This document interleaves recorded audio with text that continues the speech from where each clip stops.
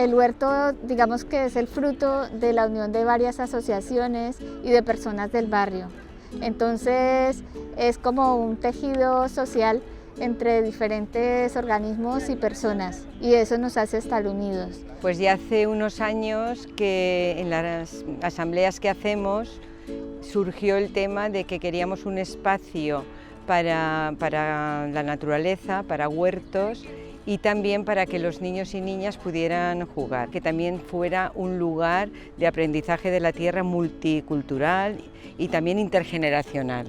Estuvimos viendo determinadas zonas del barrio, porque aquí siempre ha habido huerta, aquí donde estamos, y pensamos que era el lugar ideal. Surgió como una inquietud y una necesidad de tener un espacio donde tener contacto con la naturaleza, aprender labores de huerto y tener opciones tanto para el manejo del tiempo libre como aprender o por lo menos tener la experiencia de tener soberanía alimentaria, ¿no?